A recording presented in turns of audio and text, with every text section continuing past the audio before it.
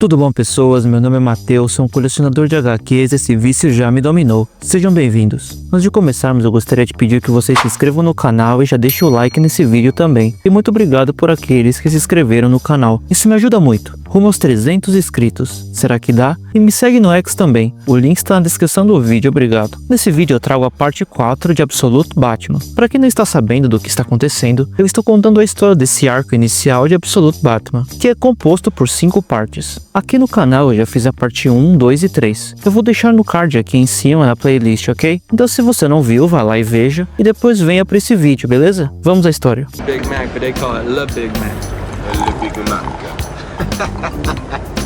What they call? Nossa história continua com um flashback do passado, no tribunal, onde vemos o pequeno Bruce Wayne que pediu a palavra ao juiz, pois ele queria falar algumas coisas antes do assassino de seu pai Joey Chill falar. O juiz fala que pedidos como esses não são convencionais, mas já que o pequeno Wayne falou que é importante, ele irá conceder a palavra. Nisso somos levados a um outro momento. Em uma cobertura, vemos ali 3 bandidos membros de uma gangue que fazem a, entre aspas, segurança da vizinhança. O chefe dos bandidos questiona uma senhora junto de 2 outros homens do porquê eles não deveriam pagar as mensalidades, já que todo mundo da região paga. O bandido fala que as pessoas que pagam a mensalidade têm orgulho de Park Row e indaga se a senhora não tem. A senhora responde que tem orgulho de onde mora, mas que não vai dar dinheiro a uma milícia. O bandido fala que eles não são uma gangue, que eles só querem manter o lugar seguro. Naquele momento, o líder da gangue empurra a senhora do prédio. No entanto, a senhora não cai do prédio e sim é jogada na sacada de baixo. O líder da gangue, olhando para baixo, não entende o que aconteceu. O chefe questiona os outros 2 membros da gangue se eles viram alguma coisa. Enquanto um dos membros fala que não viu nada, atrás deles, uma figura aterrorizadora vestida de morcego aparece. A figura vestida de morcego pula da caixa de escada emitindo um grito estranho em cima de um dos bandidos. O bandido grita pedindo calma. No entanto, a figura vestida de morcego morde o pescoço do meliante. O homem cai duro no chão como se estivesse envenenado. O outro vagabundo questiona o que a estranha figura fez com seu amigo, no que naquele momento, o homem vestido de morcego rasga o peito do segundo meliante, sobrando apenas o chefe dos bandidos. Enquanto os moradores do prédio fogem, o líder da gangue aponta a arma para o homem morcego e começa a atirar dizendo que irá explodir sua cabeça. No entanto, o homem morcego usa ali uma espécie de armadura que é resistente a disparos. O homem vestido de morcego vai para cima do bandido e consegue arrancar a arma de sua mão. Após isso, a estranha figura vestida de morcego aponta a arma para o bandido. Nisso somos levados mais ao passado, em um momento de Bruce com seu pai. Bruce está fazendo um trabalho para um concurso de pequenos engenheiros, que é realizado no zoológico, pois o zoológico recebe muitos animais que vêm de lugares com dificuldade. O trabalho nada mais é que fazer uma ponte para esses lugares, tendo como tema um animal. E Bruce escolheu o morcego como seu tema. Bruce mostra a seu pai a ponte que ele já construiu e questiona seu pai o que ele acha. O pai de Bruce, Thomas Wayne, fala que é grande. Bruce fala que essa é a ideia, pois morcegos são intimidadores. E ele fez pilares grandes com portões enormes. Thomas não se mostrou muito empolgado com essa ideia inicial de Bruce. Thomas fala que não sabe se um lugar que precisa de ajuda,